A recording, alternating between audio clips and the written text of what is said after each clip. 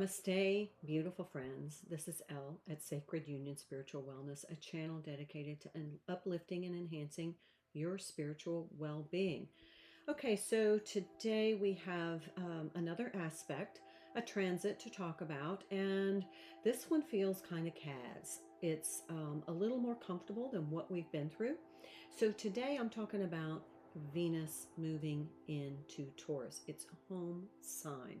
So this is all about love and beauty and pleasure. You're going to start to see some stability in your love angle. So whether you're married, whether you're dating or new to the dating pool, you're going to start to feel a little bit more solid in the interactions. And if you're just building a relationship, then this is something that might be something worthwhile to invest in. So just keep your head on a swivel and make sure that you're reading the cues and not reading into the cues. All right. Also, I want to talk about this is like a self-worth reset. Now, I'm all about self-worth because part of my passion, my mission, my purpose is to help you uplift your energy so that you attract things to you that are more in alignment with your highest and greatest good. And I do this through organization, self-care, suggestions and strategies. I have a sister channel called The Organizer Advisor where I help you raise your vibration through organization. So check that out. But this is self-worth is really important because when you feel worthy and you have a good sense of self-worth, you're going to set boundaries, you're going to invest in yourself, you're going to give good quality self-care. All of these are really important to enhancing and maintaining not only your vibration, but your spiritual well-being.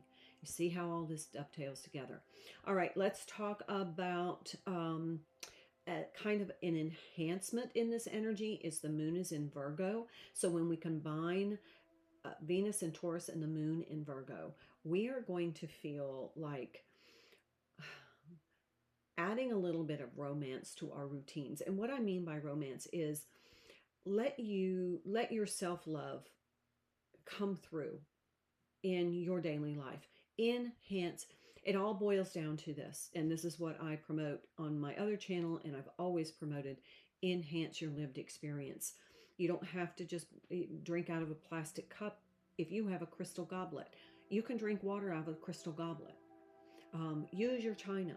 Use the things that mean something to you, that enhance your lived experience. Mondays are facial days for me, so I was giving myself a facial this morning, and instead of getting my bentonite clay to make my mask out of the jar, I put it in a little crystal lidded dish, and I was the whole time thinking about, wow, I really want people to enhance their lived experience. Just upgrade a little. And that's what this Venus and Taurus energy is all about. And now it makes perfect sense while I had that thought this morning. Let's get to our oracle cards and our tarot. I'm going to pull 2 oracle cards. This is from The Soul's Journey by James Van Praagh. And then I'm going to use the Shadowscapes Tarot by Stephanie Law. And I don't read reversals in oracles or in this particular tarot deck. So just want to set those little boundaries. Let's get started, see what comes through in the energy. Failure. I understand that a mistake is only an opportunity to learn. And in the practical energy, there are going to be mistakes. There are going to be things that aren't successful. Those are things not meant for you. I'm just even sharing another little small story. I was supposed to take a relative or someone I knew, a friend, I was supposed to take a friend on a trip with me as I drove, and I was going to drop her off in a city that I could maneuver my trip and drive through. And the more I tried to set some sort of schedule, agenda, figure out the details, the more it got convoluted, the more confusing it got, and it just didn't feel like it was coming into alignment. And so finally, I just realized it wasn't meant to happen. And so as I'm driving, I was rear-ended on the interstate. And then I realized, you know, that could have been a potential disaster. So maybe that was just a little bit of solace for me, that I would have felt terrible if my friend had been in the car and we'd been in a serious accident. It just wasn't the right time, the right situation, the right set of circumstances to move forward. So it didn't happen. And even though I felt a little bad about it and I felt like, why didn't that work out? I'm bummed. Now I look back and I'm like, because it just wasn't meant to. So if it's something that's putting up a lot of resistance in your life, it's not meant for you. So just, pull your energy back and then see what happens in, a couple weeks. What's meant for you won't miss you. It will come back around if it's meant for you. If you're in a relationship and you're just pushing, trying to get clarity, trying to understand how their feelings, interpret what's going on, and you're spending all of your energy focusing on that relationship instead of it feeling calm and comfortable, there's an anxiety about it. It's this angst. Maybe pull your energy back. Maybe this just isn't the relationship for you. Maybe there's something else waiting to come in, but you are diverting all of your energy to something not meant for you. So just take that as a failures are a part of life, but sometimes it's just because something wasn't meant for you. We have failure and fear. I realize that I am testing my resolve to live in the energy of love. So this is all about a relationship failure. I'm just going to say it. If you've had a recent breakup, sorry, I didn't have those where you could see them. If you've had a recent breakup, and you're pining over this relationship, I know my niece is, it just wasn't meant for you. Even though you, in your mind, you constructed that this was the end all be all. This was the relationship, love of my life. And then it just fell apart. It wasn't meant for you. And even though you think it's a relationship failure, it's actually your fear of it being a failure. It's not a failure. It's just a withdrawal of something that you thought was meant for you that really wasn't. It was kind of a divine intervention. 6 of Wands. Yeah, it really is a success because it's not meant for you. And better that you know that now than to invest years and years of your life and then find out the hard way that it was never meant for you. And don't be afraid if something falls apart. Don't be afraid to let it go because it's just not meant for you. That's that 6 of Wands energy. I love 6 of Wands energy. That's Leo energy, and that explains why I'm a Leo sun and moon. But, oh, there we go. There's the World card. There's the ending. There's the ending right there. That World is Saturnian energy. It is earth energy. It is a completion. It is karmic kind of resolve. It's karmic resolution. So whatever it was, it just was not meant to be. It was a karmic lesson. Learn. And I'm going to say I'm getting through really powerfully, but somebody with the self-worth energy was not feeling like this person valued you. And then you started to diminish the value that you held for yourself. There was a lack of self-love. You started to entertain bad behavior because you thought that this person was meant for you. And so it really took the karmic lesson to say, oh, no, you never sacrifice your self-love. You never sacrifice your self-love for somebody. If you feel like you're sacrificing your self-worth, your self-love, that is not a relationship meant for you. The divine never wants you to compromise your self-worth, ever, ever.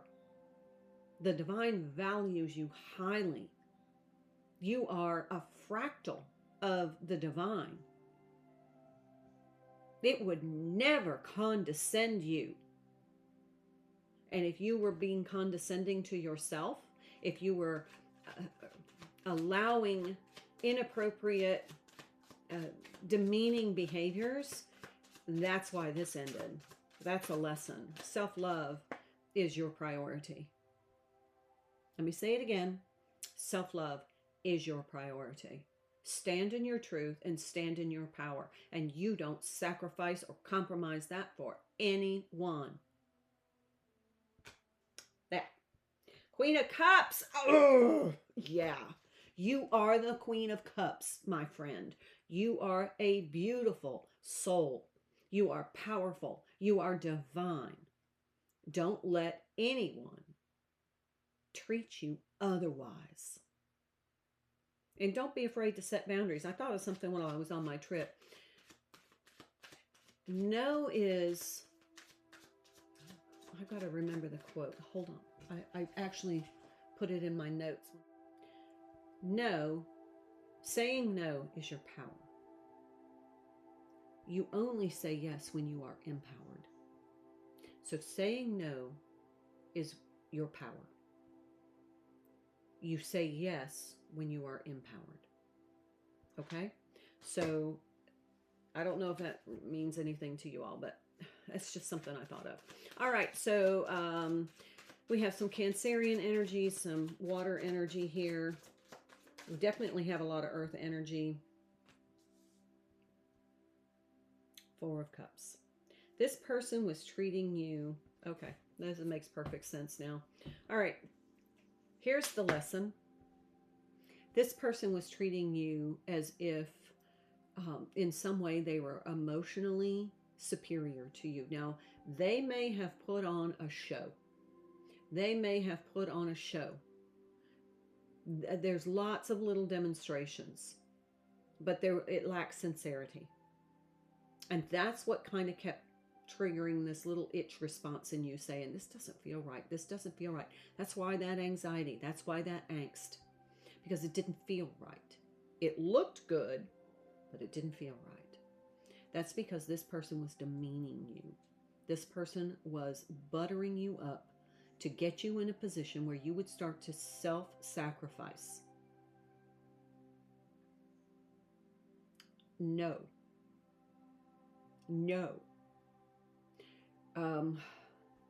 I wish if I had a magic wand, I would sprinkle the world with whatever pixie dust I was empowered with, and I would